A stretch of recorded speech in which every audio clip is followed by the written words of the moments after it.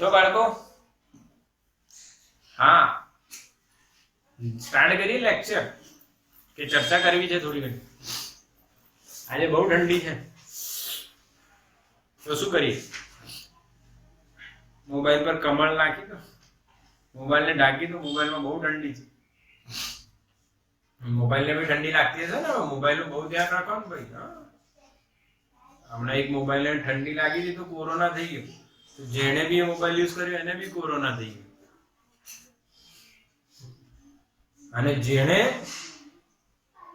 સમજો, એ અત્યારે સમાચાર આવ્યા હતા કાલે, એક મોબાઈલ ને બરાબર કવર બવર ન પહેરાયો હોય તો બચારાને બહાર લઈ ગયા. હવાર તો ઠંડી લાગી, ઇન્ફેક્શન થયું, શરદી ખાંસી તાવ ઉતર્યા નહીં 2-3 દિવસથી. અને 2-3 દિવસથી ઉતર્યા નહીં તો એને કોરોના થઈ ગયો. હવે જે મોબાઈલ ને કોરોના થયો એને જેને યુઝ કર્યો એ બધાને કોરોના થઈ ગયો. ત્યાં સુધી તો ઠીક હતું. પાછું નવી ન્યૂઝ કાલે આવી કે જેને ફોન કર્યો ને સામેવાળાને કોરોના થઈ. ઓકે, આવું છે ભાઈ. એટલે સંભાળીને ચાલો. મોબાઈલ ને માસ્ક પહેરાવજો. તમે ભલે પહેરો કે ના પહેરો, મોબાઈલ ને માસ્ક જરૂર પહેરાવું. હા કે છે. જો કુલદીપ કે છે હા, ડીંગો હા. એટલે આ જોક હતો, ખબર ના પડી? તમારે માસ્ક પહેરવું જોઈએ ભાઈ. સિરિયસ કન્ડિશન થઈ ગઈ છે.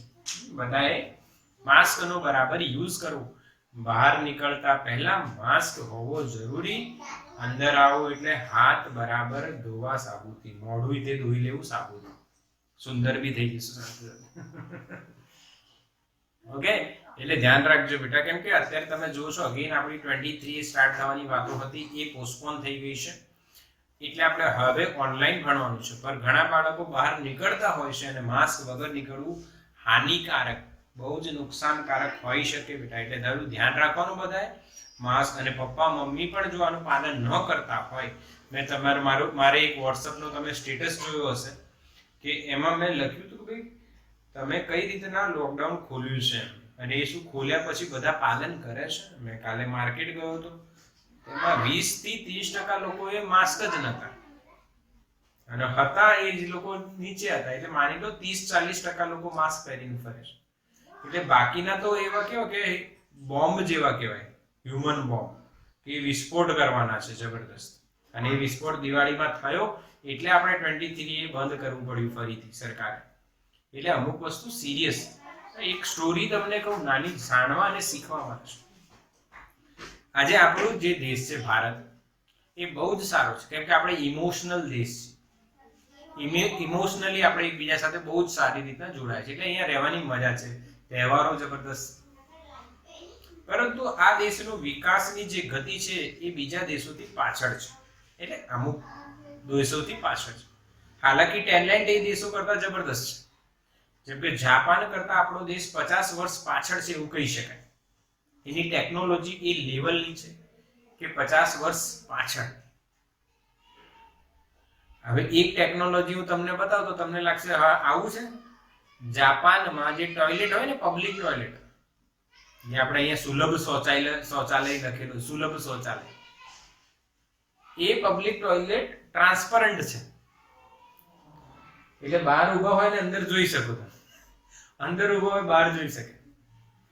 પણ જ્યારે ટોયલેટની અંદર કોઈ ના હોય ત્યારે, કોઈ હોય ને અંદર, કોઈ જાય, જો એ ડોર ક્લોઝ કરે, અંદર જાય ને સ્વિચ પ્રેસ કરે, ઓટોમેટિક આખો ટોયલેટ ટ્રાન્સપરન્ટ થી નોન ટ્રાન્સપરન્ટ થઈ જાય. એટલે દેખાતું બંધ થઈ જાય, અંદર બહાર દેખાતું બંધ થઈ જાય. તો આપણને એવું લાગે આવું કેમ?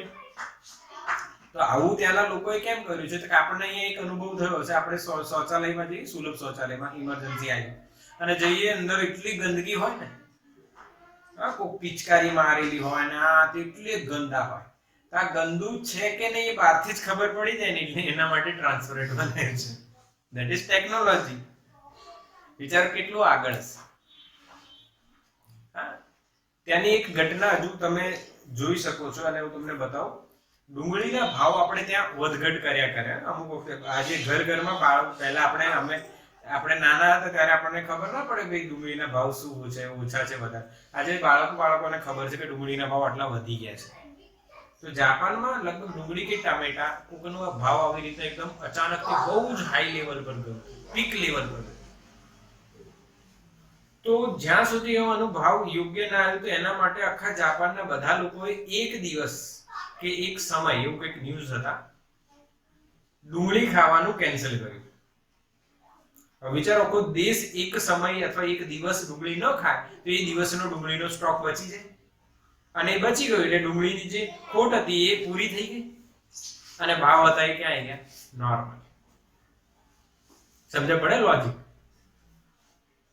અત્યારે બી તમે કોરોનાના જે ગ્રાફની વાત કરો તો જાપાનનો કે એવી ચર્ચા નથી આવતી કે જાપાનમાં આટલો ગ્રાફ છે, જાપાનમાં સિવિયર કન્ડિશન છે, જ્યારે સુપર પાવર અમેરિકામાં તો હાવ પડી ભાગ્યું છે, અને ઇન્ડિયામાં બી આ પ્રોબ્લેમ છે.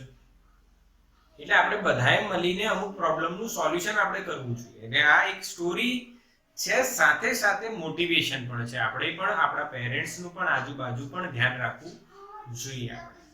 ઓકે, બાકી તો આપણે ભણવાના છીએ, અને ભણવાના આપણે શું છે કે ટોર્ક અને કોણીય વેગમાન. કાલે આપણે વાત કરી હતી કણના. કોની વાત કરી હતી? કણ. આજે બેટા આપણે વાત કરવાના છીએ ચાક માત્રા ચલાવી દીધી કાલે. યસ યસ યસ, બળની ચાક માત્રા અને રેખીય વેગમાનની ચાક માત્રા કાલે આવું ચલાવ્યું. થોડું રિવિઝન લઈ લઈએ. અમુક લોકો કદાચ કાલે ન આયા હોય, એવા અમુક હોય, થોડુંક લઈ લઈએ. ટોર્ક અને કોણીય વેગમાન કણની વાત છે, કણ માટેની વાત છે. તો બંનેમાં એક લોજિક છે, બળ અને આ રેખીય વેગમાન. ક્રોસ આગળ સરખું આર આવશે. આ કાલે આપણે વાત કરી હતી. આનું મૂલ્ય લખીએ તો આને મૂલ્ય સ્વરૂપે લખવામાં આવે. મૂલ્ય શું લખાય? તો બળનું મૂલ્ય ગુણ્યા લંબ અંતર. યાદ છે ને? આવું થાય ત્યારે એને કહેવાય બળની ચાક માત્રા. યાદ કરી લો, કાં તો લેક્ચર જોઈ લેજો. આને કહેવાય રેખીય વેગમાનની ચાક માત્રા. કાલનો લેક્ચર જોઈ લેજો. આ ચલાવ્યું છે આપણે, યાદ હશે બધાને? યસ યસ યસ, મેસેજ આવી ગયો, બધાને યાદ છે. બિલકુલ સિમ્પલ કન્સેપ્ટ હતું, સિમ્પલ ટ્રીક હતી બેટા. આજે આ વસ્તુ આપણે કોના માટે જોવાના છે? તો આજે આપણે આ વસ્તુ કણોના તંત્ર. પહેલા આપણે જોઈશું કણોના તંત્ર નું કોણીય વેગમાન. Angular momentum of a system of particles. ઇંગ્લિશમાં એવું કહેવાય, સિસ્ટમ ઓફ પાર્ટિકલ્સ ની એંગ્યુલર મોમેન્ટમ કોણીય વેગમાન. સિમ્પલ લોજિક છે, એકદમ ઈઝી છે, આવડશે. એકનું આવડે તો n નું કેમ ના આવડે? એકનું આવડે તો કણોના તંત્રનું કેમ ના આવડે? એકદમ સિમ્પલ. જો અહીં આપણે આકૃતિ ડ્રો કરી લઈએ તો મજા આવી જશે, ફીલ થઈ જશે. અરે વાવ, x y z આ ઉગમ બિંદુ. હવે એક કણ અહીંયા લઉં છું, કણ નંબર 1. બીજો કણ હું અહીંયા લઉં છું, કણ નંબર 2. બીજો કણ અહીંયા લઈ શકો છો, કાં તો કોઈ બી કણ તમે લઈ શકો છો, n મો કણ લઈ શકો છો. અહીંયા 1 2 n કરતી વધારે નહીં ડિટેલમાં. 1 2 અને n. પહેલા કણનું સ્થાન સદિશ r1, બીજાનું r2 અને ત્રીજાનું r3. તો n માનું rn. એટલે આપણે કણો કયા કયા લીધા છે બેટા? 1 2 up to n. હવે એમના સ્થાન સદિશ લખીએ આપણે. આનું r1, આનું r2 up to rn. હા કે ના? હવે એ કણો ગતિ કરી રહ્યા છે તો એમના રેખીય વેગમાન આપણે લખીએ છીએ. માની લો p1, બીજાનું p2 અને ત્રીજાનું p3. તો n માનું pn. એટલે આનું માની લો આ બાજુ છે p1, આનું આ બાજુ છે p2 અને આનું આ બાજુ છે pn. કાલે ભણ્યા હતા ને આપણે 1 માટે. અહીંયા n માટે સેમ આકૃતિ મેં ડ્રો કરી દીધી. હવે કોણીય વેગમાન 1 નું આપણે શું મેળવ્યું r ક્રોસ p તો પહેલાનું શું મળશે L1 બરાબર r1 ક્રોસ p1 બીજાનું શું મળશે L2 બરાબર r2 ક્રોસ p2 n માનું rn ક્રોસ p શું બેટા પાક્કું છે શું આ કન્સેપ્ટ આવડ્યો યસ યસ યસ તો અહીંયા કણોના તંત્રનું કુલ વેગમાન અથવા કુલ કોણીય વેગમાન શું લખાય મારા બેટા બોલો કુલ વેગમાન કેપિટલ L કુલ વેગમાન ને આપણે કેપિટલ L લખીશું પહેલાનું L1 બીજાનું L અપ ટુ L આ તો આપણને કોમન લોજિક ખબર છે બેટા કે ભાઈ 1 નો 2 નો 3 નો બધાનો ખબર હોય તો બધાનો સરવાળો કરી દો તો તંત્રનું કુલ કોણીય વેગમાન બની જશે શું આને આપણે સમેશન li લખી શકીએ i 1 to n આ તો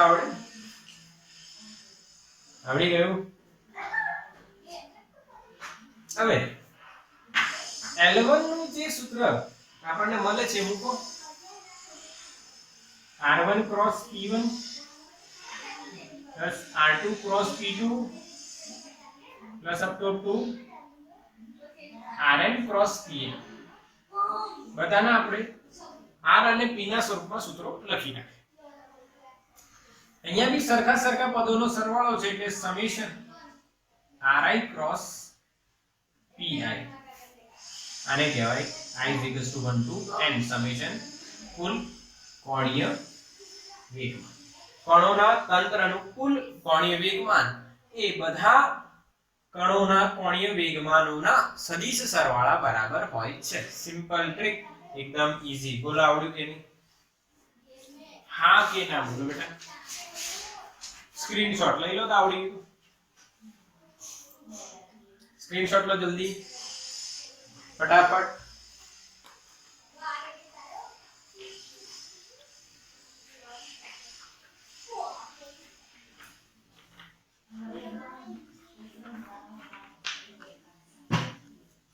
ડન ચાલો હવે કોણીય વેગમાન પછી તો કણોના તંત્ર પર લાગતું ટોર્ક લઈ લઈએ હવે કણ પર લાગતું ટોર્ક તો કાલે જોયું હતું બસ સિમ્પલ આની આ આકૃતિ ખાલી શું થઈ જશે ખબર છે p બદલાઈ જશે p હટાઈ દઈએ p ના આવે વેગમાન નો આવે હવે ફોર્સ F1 F2 અને Fn અહીંયા વર્ક ચેન્જ થઈ જશે બાકી કોઈ વધારે ચેન્જ નહીં થાય હવે તમને ખબર છે કે હું કોપી પેસ્ટ કરવાનો છું શું કરવાનું છે કોપી પેસ્ટ અહીંયા બળ લખીશું દરેક કણ પર લાગતું આના પર F1 આના પર F2 અપ ટુ Fn પછી દરેકનું ટોર્ક લખીશું τ1 એટલે r1 cross f1 τ2 r2 cross f2 τn rn cross fn આખો સિમ્પલ તો કુલ ટોર્ક સેમ L ની જેમ જ આપણે લખવાનું છે કુલ ટોર્ક tau બરાબર τ1 plus τ2 plus up to τn સદિશ સરવાળો કરવાનો છે summation τi i 1 to n બધા સરખા પદોનો સરવાળો છે એટલે સમેશન લખીશું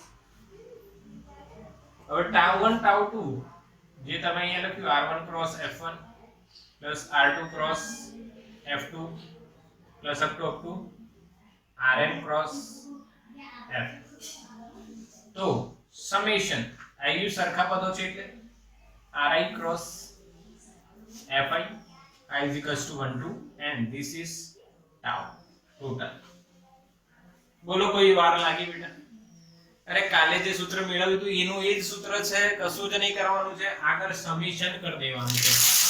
આગળ શું કરી દેવાનું છે બેટા? સમેશન. બોલો ક્લિયર કે નહીં બેટા? યસ, સ્ક્રીનશોટ લઈ લો ફટાફટ.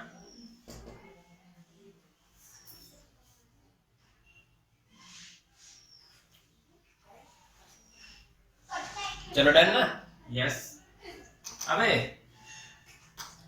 જેમ કાલે કણમાં ટોર્ક અને એલ જોયા પછી એમનો સંબંધ જોયો તો, એ જ રીતના આજે પણ તંત્ર માટે ટાઉ અને એલ વચ્ચેનો સંબંધ જોવાનો છે. હવે કણોના તંત્ર માટે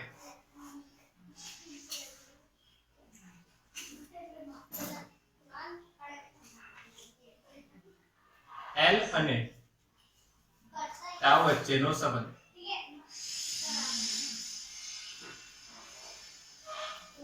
તો આમાં શું કરવાનું?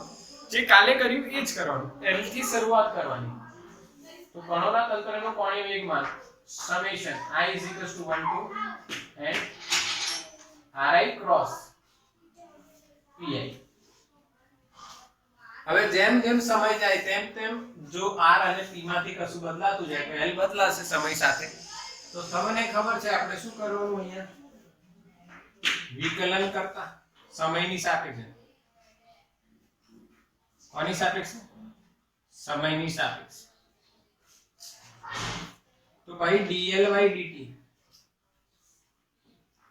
બરાબર summation i = 1 to n ri cross dpi/dt. તમે એમ કહેશો સર ગુણાકારનો નિયમ કેમ ના લગાવ્યો? પહેલા આનું વિકલન કર્યું પ્લસ સમેશન કરીને ri નું વિકલન કરવાનું, p ને એવા ને એવા રાખવાનું. પણ કાલે આપણે જોયું તો ri નું વિકલન કરશો એટલે વેગ મળશે અને વેગ અને p નો ગુણાકાર ક્રોસ ગુણાકાર 0 થાય કેમ કે એક જ દિશામાં. એટલે અહીંયા આપણે એને કરતા નથી. i = 1 to n ri. આને શું લખાય? i માં કણ પર વેગમાન p છે, pi એનું વિકલન, વેગમાનનું વિકલન શું આપે? ન્યૂટનની ગતિનો બીજો નિયમ શું આપશે તમને? બળ. હા કે ના? તો અહીંયા તમારો છેલ્લે જવાબ શું આવશે બેટા? i અરે યાર હવે નહીં લખ. આ થઈ ગયું ને, r ક્રોસ f એટલે ટોર્ક થઈ ગયું અને કુલ ટોર્ક સમેશન એટલે કુલ ટોર્ક. અરે એ જ સંબંધ આવ્યો જે કાલે આવ્યો હતો.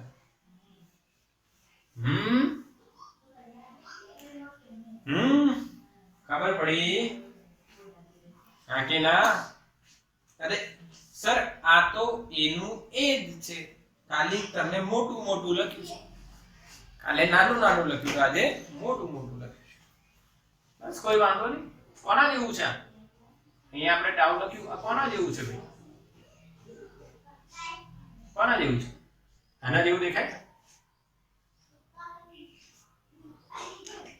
Yes or no? Same to same copy paste. આ રેખીય ગતિની વાત છે, અચાક ગતિની વાત છે. પર એક વસ્તુ યાદ હોવી જોઈએ. શું યાદ હોવી જોઈએ? બાહ્ય બળ. યાદ કરો, એક પદાર્થ છે ભાઈ, એની અંદર એક ચંગુ છે, બીજો મંગુ છે. ચંગુ મંગુ કણ છે. ચંગુ મંગુ કોણ છે? બે કણ છે. ચંગુ મંગુને ખેંચે, આકર્ષણ બળ. ચંગુ પર મંગુ બળ લગાડે, મંગુને ચંગુ ખેંચે. તો બંને સમાન મૂલ્યના પરસ્પર વિરુદ્ધ દિશામાં, તો સમેશન ઇન્ટરનલ ફોર્સિસ શું થઈ જાય? 0. એટલે આંતરિક બળોનો પરિણામી શું આવે? 0. જો બળનો પરિણામી 0 હોય તો આંતરિક ટોર્ક પણ શું હશે? 0. તો શું અહીંયા આવશે બેટા? એક્સટર્નલ. બોલો હા કે ના? બોલો યાદ આવ્યું? Yes yes yes yes. બધાને આ વસ્તુ સમજાઈ ગઈ કે નહીં? ક્લિયર છે? હા કે ના?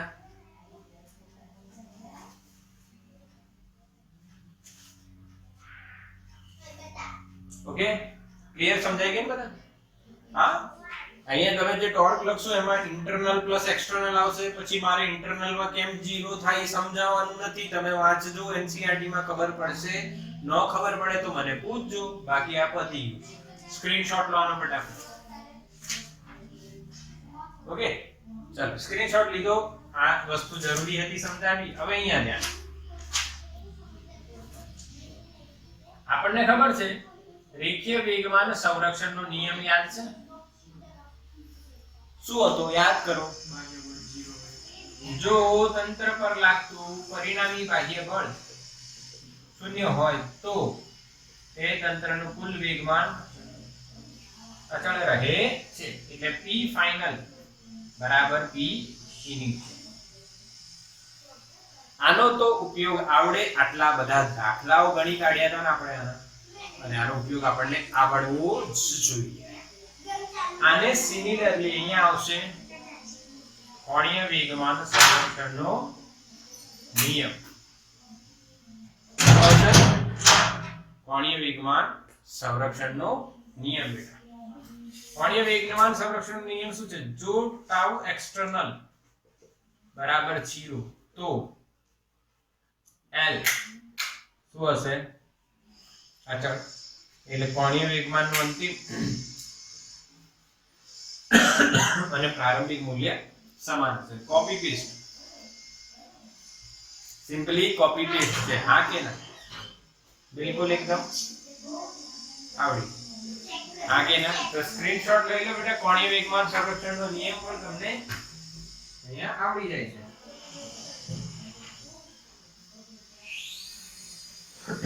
હવે કોણીય વેગમાન સંરક્ષણના નિયમની વાત કરીએ આપણે, તો અહીંયા આપણે એમ કહી શકીએ કે L નો x ઘટક, L નો y અને L નો z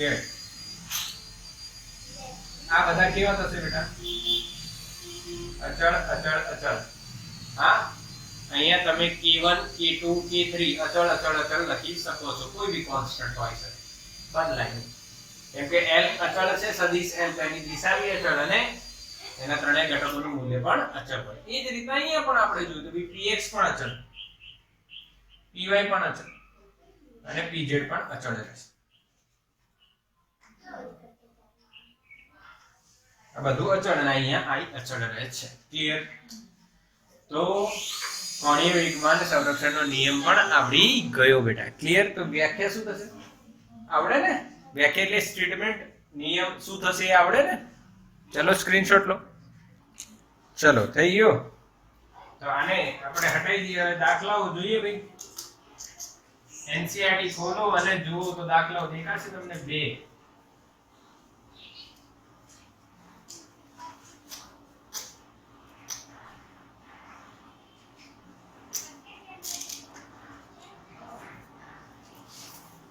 હવે પહેલો દાખલો છે 7.5 ઉદાહરણનો.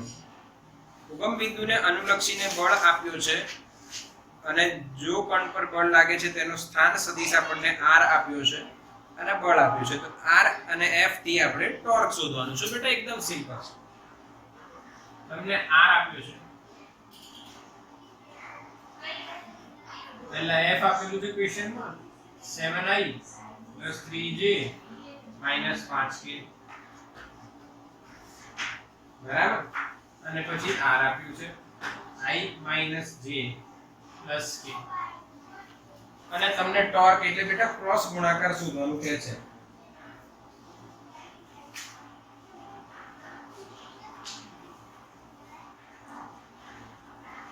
શું શોધવાનું કહે છે?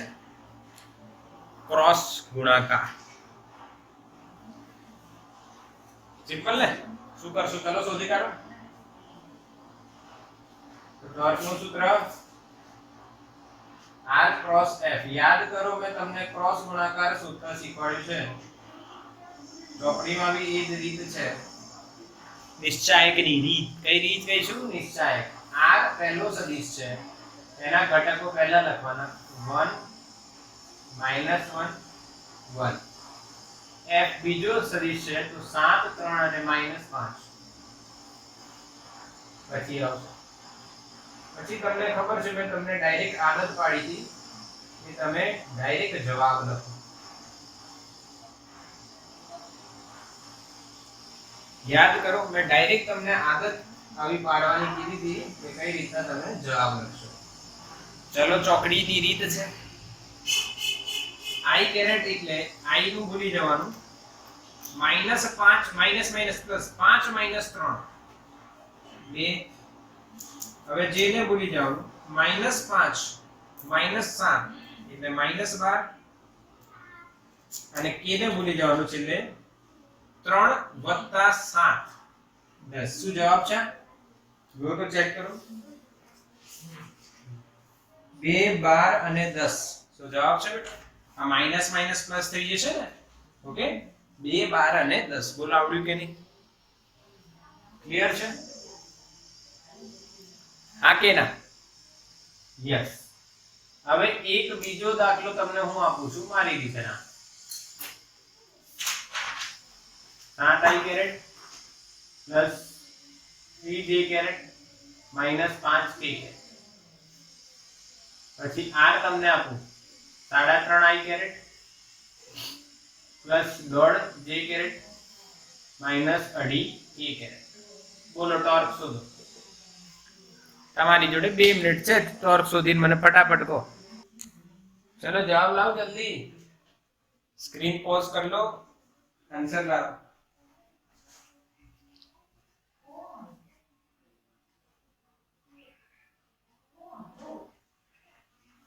અરે જવાબ 0 આવે છે 0 આવે છે અરે જવાબ 0 આવે બેટા બધા લાગી ગયા લાગી ગયા અરે યાર આને 2f કહેવાય કે ના કહેવાય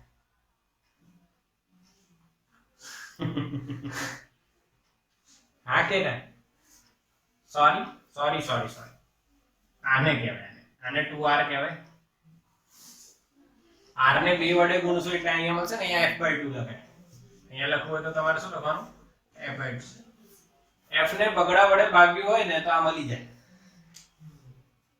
એનો મતલબ f અને r એક જ દિશામાં છે એટલે ટોર્ક શું થાય સમાંતર કહેવાય ને એકબીજાને સમાંતર સદિશો છે f બરાબર 2r એટલે f એ r ને દિશામાં જ છે એટલે બંને સમાંતર છે પર f નું મૂલ્ય ડબલ છે ખાલી મૂલ્ય ડબલ છે હા આવું માની લો r છે આ f છે સમાંતર છે એટલે થીટા શું થઈ જશે 0 તો ટોર્ક શું લખાય rf sin 0 અને sin 0 નો જવાબ 0 ખબર પડી બેટા સારો ક્વેશ્ચન સ્ક્રીનશોટ લો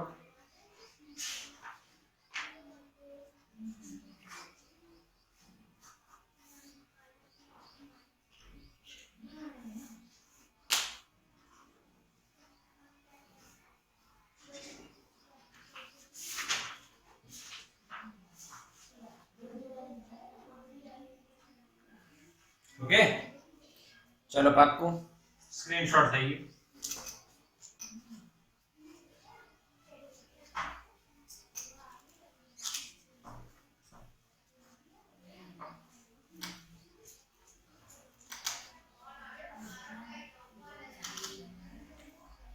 चलो एक क्वेश्चन हजू હું કરાઈ દઉં હવે કયો ક્વેશ્ચન હજુ કરાવું છું કેમ કે નેક્સ્ટ ટોપિક એનસીઈઆરટી માં તમને સંતુલન છે તો સંતુલનની બી વાત કરી લઈશું એવું હશે તો અને પછી ચાક માત્રાનો સિદ્ધાંત બી આમાં આવશે પરંતુ અત્યારે આપણે શું વાત કરી રહ્યા છે કે આપણે જે શીખ્યા એના સૂત્રો પ્રમાણે આપણને દાખલાઓ આવડવા જોઈએ તો એક સરસ દાખલો તમને કરાવું છું મસ્ત તમારે જી નીડ નો કન્સેપ્ટ બી આમાં તમે સમજી શકો છો આ x છે આ y છે આને હટાવી દઉં છું ઉગમ બિંદુ છે એક કણ છે p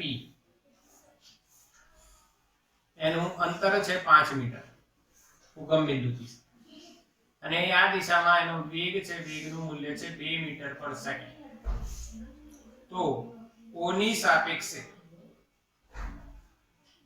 p નું કોણીય વેગમાન શોધો ક્વેશ્ચન ચાલો લાગી જાઓ કોણીય વેગમાન નું સૂત્ર ખબર છે ચાલો દળ નથી ખબર દળ કહી દઉં આનું દળ છે ભાઈ 1 કિલો લઈ લો ભારે ભરકમ હા કે યસ ઓર નો જવાબ શું r ક્રોસ p 0 સોલ્વ ના કરો 0 જવાબ આવે કેમ અરે r ની જે દિશા છે બેટા શું એ v ની દિશા છે શું એ જ દિશામાં કોણ હોય p હોય p અને r ની દિશા સરખી હોય p એટલે વેગમાન આ કણ છે બે કણ q માની લો તો r અને p ની દિશા સરખી હોય તો 0 આવે આખી ના yes or no yes yes yes yes સમજ્યા કે નહીં સમજ્યા કે નહીં સમજ્યા r અને p એનો મતલબ તમે સમજજો બેટા અહીંયા ટોર્ક પણ હોઈ શકે ટોર્ક પણ પૂછી શકે પણ એમાં તમને p ની જગ્યાએ બળ આપીશ એટલે તમારે એવું યાદ રાખવાનું નહીં સમજવાનું છે કે જો કોઈ બળ કે વેગ રેખીય વેગમાનની કાર્યરેખા સંદર્ભ બિંદુમાંથી પસાર થતી હોય તો એને અનુલક્ષીને કોણીય વેગમાન શોધો કે ટોર્ક જવાબ શું આવે 0 એટલે કાર્યરેખા જે બિંદુને અનુલક્ષીને ટોર્ક કે L શોધવાનું કીધું છે એમાંથી પસાર થતી હોય તો જવાબ શું આવે 0 હવે આ xy છે બેટા એક કણ લઈએ આપણે p બરાબર એનું સ્થાન સદિશ છે 3 4 એનું સ્થાન સદિશ કેટલું છે 3 4 કેટલું છે બેટા 3 4 કયા સ્થાને છે 3 4 હવે આના પર હું તમને ટોર્ક પૂછવાનું છું શું પૂછવાનું છે ટોર્ક ક્લિયર હવે અહીંયા કરી દઉં છું p એનું સ્થાન છે 3 4 એના પર બળ લાગે છે બેટા આ દિશામાં જેનું મૂલ્ય છે 10 ન્યૂટન આમ લાગે છે અહીંયા ખૂણો છે 53 ડિગ્રી બતાવો આ કણ p પર o ને અનુલક્ષીને કેટલું ટોર્ક લાગે o ને અનુલક્ષીને ટોર્ક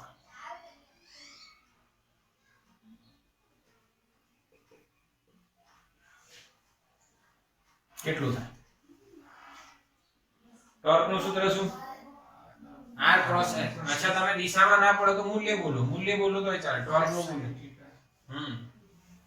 ચલો ચલો ચલો p કણ નું સ્થાન આપ્યું છે 3 4 અને એના પર લાગતું બળ કઈ દિશામાં કેટલું લાગે છે એ આપેલું છે તો તમારે ટોર્ક શોધવાનું છે કણ પર લાગતું વિચારવાની વધારે જરૂર નથી બોલો જાઓ બોલો અહીંયા આવી રહ્યા છે અલગ અલગ આન્સર આવી રહ્યા છે બેટા 40 કોઈ કહે છે કોઈ અલગ કહે છે જવાબ આવે 0 બેટા અંડો યસ કેમનું અંડુ આવે that is the logic simple જો p જે છે બેટા એ અહીંયા આ દિશામાં 3 થયું અને y અહીંયા એનો કેટલો છે 4 તો આ કેટલું થશે 5 અને આ ખૂણો કેટલો થશે 53 ડિગ્રી તો એક જ દિશા થઈ ને r ની અને f ની એક જ દિશા થઈ છે ને મસ્ત ક્વેશ્ચન હા કે ના વિધાઉટ કેલ્ક્યુલેશન તમે સોલ્વ કરી શકો છો એટલે આ યાદ રાખજો કે બળની કાર્યરેખા જો સંદર્ભ બિંદુમાંથી પસાર થતી હોય તો જવાબ શું આવશે 0 એ જ રીતના l p ની કાર્યરેખા સંદર્ભ બિંદુમાંથી અથવા v ની કાર્યરેખા સંદર્ભ બિંદુમાંથી પસાર થતી હોય તો કોણીય વેગમાનનો જવાબ શું આવશે સીધા બોલો બેટા ક્લિયર કે નહીં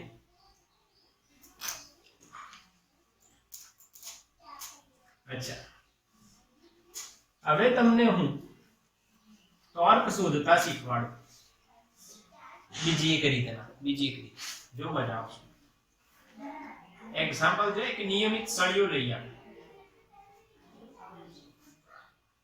એનો દળ છે 2 કિલો અને લંબાઈ છે 4 મીટર ક્લિયર તો તેના પર લખશું ટોર્ક કોઈ એક છેડાને અનુલક્ષી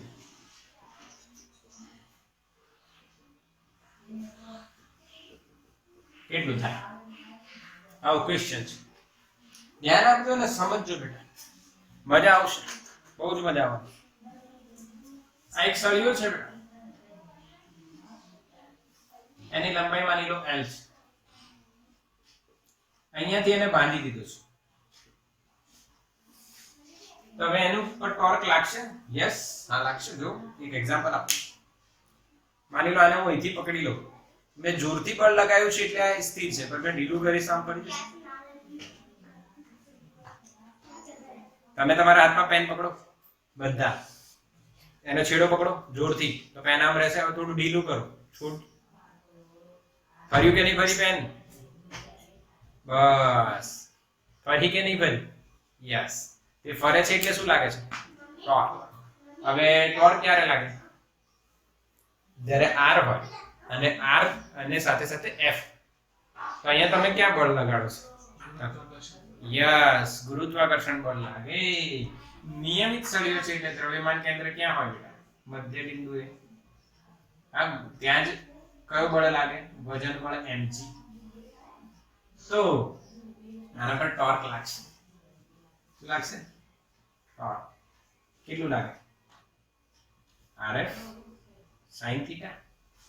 પર એની જગ્યાએ તમે શું ડાયરેક્ટ લખો? બળ ગુણ્યા r લંબ, બળ ગુણ્યા r લંબ, બળ ગુણ્યા r લંબ. બળ કેટલું? mg. અને r લંબ કેટલું? l/2. m ની વેલ્યુ 2, g ની વેલ્યુ 10, l ની વેલ્યુ 4 ભાગ્યા 2. 2 ગયા 40 ન્યૂટન ઇન્ટુ મીટર અથવા જૂલ આપણો આન્સર. બોલો આવ્યું કે નહીં બેટા? હા કે ના? Yes yes. એકદમ સિમ્પલ ને બેટા? આવડ્યું કે નહીં?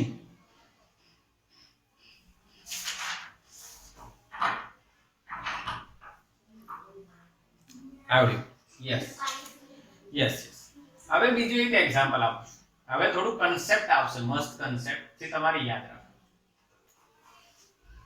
કેમ કેમ મસ્ત કન્સેપ્ટ આવશે? જો આ વસ્તુ આમ ફરી, માની લો આના પર હું આમ બળ લગાવતો ને આને આમ ફેરવતો, પણ આમાં એક ટોર્ક તો લાગે જ છે ને નીચે. આ બીજો ટોર્ક, બે ટોર્ક લાગ્યા તો કઈ દિશા ધન ને કઈ દિશા ઋણ એવું પ્રશ્ન આવશે. અને બે ટોર્ક હોય તો કને ધન લેવાનું કને ઋણ લેવાનું એ ખબર પડશે. આ એટલે કન્સેપ્ટ લખ્યું છે. ધ્યાન આપ. અહીંયાથી ફિક્સ બાંધી દીધું છે ભાઈ, એક નિયમિત સળિયો છે અહીંયા ફિક્સ છે. હવે આના પર આ છેડા પર આપણે બળ લગાવીએ છીએ બેટા 10 ન્યૂટન. આ એનું દ્રવ્યમાન કેન્દ્ર છે. તો નીચે કયો બળ લાગતો છે? mg. આ ટોટલ માની લો l છે. આ f બળ આપણે લગાવીએ છીએ અને આ અંદર કેટલું હશે? l/2. તો સળિયા પર લાગતું કુલ ટોર્ક કેટલું? That is the question. Value આપેલી હોય તો વેલ્યુ મૂકી દે, અને વેલ્યુ ન આપેલી હોય તો મેં તમને એક કન્સેપ્ટ આપું છું. મસ્ત ધ્યાન આપજો. ધ્યાન આપવાની વાત છે, ધ્યાન આપવાની વાત છે. શું વાત છે? જો કે અહીંયા સળિયા પર લાગતું કુલ ટોર્ક તમે મને શોધીને કહો. જવાબ શું આવે? f - mg l/2 * l/2. તમે મને ટોર્ક શોધીને કહો બેટા, કેટલો ટોર્ક આવે? શોધો જોઈ. ટોર્ક એટલે શું? બળ ગુણ્યા લંબ અંતર. ટોર્ક એટલે શું? બળ ગુણ્યા લંબ અંતર. તો બે ટોર્ક આવશે, τ1 બીજો આવશે τ2. એટલે તમે τ1 ને જો આને ગણો તો f બળ ગુણ્યા લંબ અંતર શું થશે? fl. અને અહીંયા શું થશે? mg l/2. બોલો હા કે? યસ ઓર નો? ખબર પડી? હવે સંભળાય છે બરાબર? લાઈવ ક્લાસમાં યસ. મેસેજ આવ્યો નહીં સંભળાતું, હવે સંભળાશે. તો બેટા આ બળનો ટોર્ક છે જે આને આમ લઈ જશે ટોર્ક 1. આ બળનો ટોર્ક છે જે આને આમ લઈ જશે τ2. તો વિષમ ઘડી આપણે પ્લસ માનવાનું અને સમ ઘડી શું માનવાનું? માઈનસ. એટલે અહીંયા જવાબ આવશે. બાકી મૂલ્ય તો તમને ખબર જ છે. આનું માઈનસ આ બંનેનો તફાવત જ આવશે, એ જ મૂલ્ય છે. પરંતુ આ એક સાઇન કન્વેક્શન કહી શકાય, સંજ્ઞા પદ્ધતિ કહી શકાય. વિષમ ઘડી એન્ટી ક્લોકવાઇઝ ને આપણે પ્લસ લઈએ છીએ અને ક્લોકવાઇઝ ને આપણે માઈનસ લઈએ છીએ. હા કે ના? બોલો. ખબર પડી? તો ખબર પડી તો આનો સ્ક્રીનશોટ હોવો જોઈએ. આ કન્સેપ્ટ છે, યાદ રાખજો. ક્લિયર છે બેટા? બિલકુલ આનો સ્ક્રીનશોટ લો.